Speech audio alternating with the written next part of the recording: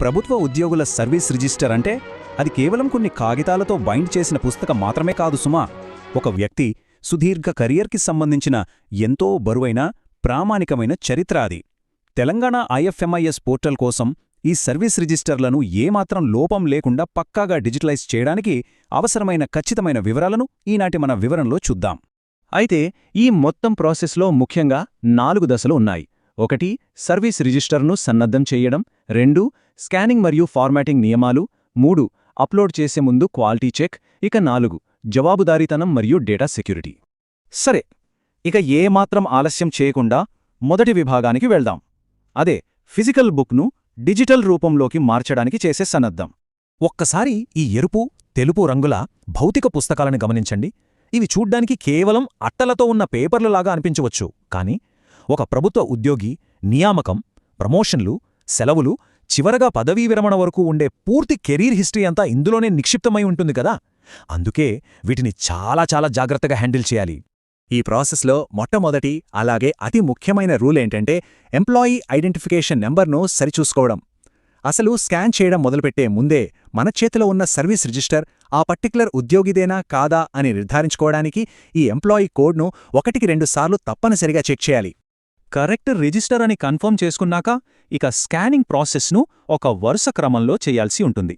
అంటే మొదటి cover page, index దగ్గర్నుంచి వాడిన చివరి పేజీ వరకు ఆర్డర్ మిస్ అవ్వకుండా స్కాన్ చేయాలి. అయితే మధ్యలో ఏదైనా పేజీని స్కిప్ చేయొచ్చా అంటే కేవలం ఎలాంటి వివరాలు రాయకుండా పూర్తిగా ఖాళీగా ఉన్న పేజీలను మాత్రమే వదిలేయాలి. చిన్న వివరాలు ఉన్నా సరే ఏ ఒక్క పేజీ కూడా అస్సలు మిస్ అవ్వకూడదు. ఇప్పుడు రెండవ విభాగం చూద్దాం. అదే స్కానింగ్ మరియు ఫార్మాటింగ్కి సంబంధించిన ఖచ్చితమైన నియమాలు. సిస్టమ్ రిక్వైర్మెంట్స్ ప్రకారం చూస్తే స్కాన్ చేసిన పేజీలన్నింటినీ కలిపి ఒకే ఒక్క పీడీఎఫ్ డాక్యుమెంట్గా మాత్రమే తయారు చేయాలి. అంతేకాని విడివిడిగా ఇమేజ్ ఫైల్స్ లాగా అప్లోడ్ చేస్తే సిస్టమ్ ఏమాత్రం యాక్సెప్ట్ చేయదు. అన్నీ కలిపి ఒకే ఫైల్గా ఉండటమనేది ఇక్కడ చాలా ముఖ్యం. 50. అవును, ఈ నంబర్ను బాగా గుర్తుపెట్టుకోండి. మనం అప్లోడ్ చేయబోయే పీడీఎఫ్ డాక్యుమెంట్ ఫైల్ సైజ్ ఖచ్చితంగా 50 మెగాబైట్స్ అంటే 50 MBకి మించకూడదు. ఈ మ్యాక్సిమం లిమిట్ని సిస్టమ్ చాలా స్ట్రిక్ట్గా ఫాలో అవుతుంది. మరి ఒకవేళ ఫైల్ సైజు 50 MB కంటే ఎక్కువగా ఉంటే ఏం చెయ్యాలి? సింపుల్, ఆ ఫైల్ సైజ్ని తగ్గించాలి.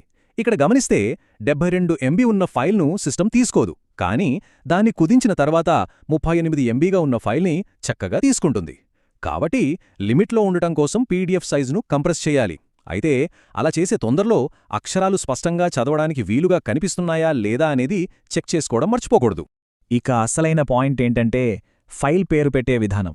ఇది ఖచ్చితంగా SR_ఎంప్లాయీ కోడ్ _ఎంప్లాయీ పేరు .pdf అనే ఫార్మాట్లోనే ఉండాలి. ఉదాహరణకు SR_12345667 _రమేష్కుమార్.pdf అని ఉండాలి. ఫైల్ పేరులో ఏ చిన్న తేడా ఉన్నా లేదా ఎక్స్ట్రా అక్షరాలున్నా సరే సిస్టమ్ ఒప్పుకోదు. ఇది పక్కాగా గుర్తుంచుకోవాలి. ఇక మన ప్రాసెస్లో 3వ విభాగానికి వచ్చేశాం. అదే నాణ్యతా తనిఖీ. అప్లోడ్ చేసే ముందే ఇది మనం పక్కాగా చేయాల్సిన చాలా క్రిటికల్ స్టెప్. ఒక్క క్షణం ఆ అప్లోడ్ బటన్ నొక్కే ముందు నిజంగానే అంతా పర్ఫెక్ట్గా సిద్ధంగా ఉందా? ఎందుకంటే ఒకసారి అప్లోడ్ చేశాక ఆ రికార్డ్ శాశ్వతంగా ఉండిపోతుంది. కాబట్టి ఇక్కడ ఎలాంటి కాంప్రమైజ్ లేకుండా అణువణువు కరెక్ట్గా ఉందా లేదా అని లాస్ట్ టైం చెక్ చేసుకోవడం చాలా అవసరం. ఒక పర్ఫెక్ట్ పీడీఎఫ్ డాక్యుమెంట్కి ఉండాల్సిన విజువల్ చెక్లిస్ట్ ఇక్కడ స్పష్టంగా చూపిస్తోంది కదా. అప్లోడ్ చేసే ముందు పీడీఎఫ్ ఓపెన్ చేసి అన్ని పేజీలు ఆర్డర్లో ఉన్నాయా, ప్రతి అక్షరం క్లియర్గా చదవడానికి వీలుగా ఉందా లేదా అని క్రాస్ చెక్ చేయాలి. ఒకవేళ ఏమైనా పేజీలు మిస్ అయినా, మసకగా ఉండి చదవడానికి ఇబ్బందిగా ఉన్నా, లేదా పేజీలు వంకరగా స్కాన్ అయినా సరే వెంటనే ఆ ఫైల్ను పక్కన పెట్టేసి మళ్లీ మొదటినుంచి స్కాన్ చేయాల్సిందే. ఇక చివరిగా 4వ విభాగం జవాబుదారీతనం మరియు డేటా సెక్యూరిటీ. ఇది ఎంతో ముఖ్యమైన విషయం. ఈ సిస్టంలో రూల్స్ చాలా స్ట్రిక్ట్గా ఉంటాయి. ఒకసారి అప్లోడ్ చేసిన డాక్యుమెంట్లను ఏ విధంగానూ డిలీట్ చెయ్యలేం. పొరపాటున ఏదైనా తప్పు జరిగి దాన్ని కరెక్ట్ చేయాలంటే మళ్ళీ కొత్తగా సరైన ఫైల్ను అప్లోడ్ చేయాల్సిందే.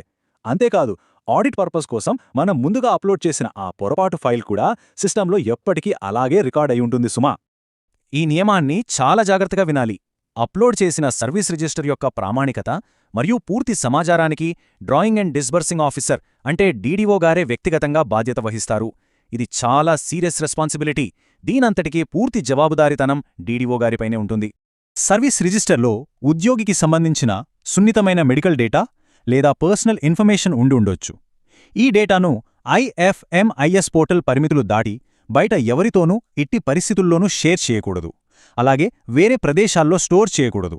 ఆ డేటా కాన్ఫిడెన్షియాలిటీని మనం 100% మెయింటైన్ చేయాలి. ఒకవేళ ఈ అప్లోడ్ ప్రాసెస్లో ఏవైనా టెక్నికల్ ఇష్యూస్ వస్తే ఎలా అనుకుంటున్నారా?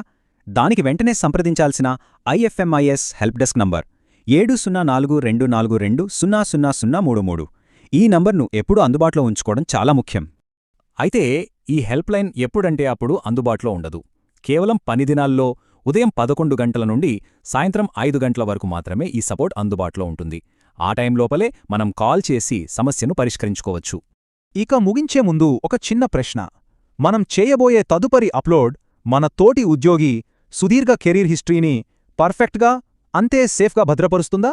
మన డిజిటల్ ఆర్కైవ్స్ అద్భుతంగా ఉండాలంటే మనం ప్రతి చిన్న స్టెప్ను ఎంత జాగ్రత్తగా ఫాలో అవుతాము అనే దానిపైనే ఇది ఆధారపడి ఉంటుంది.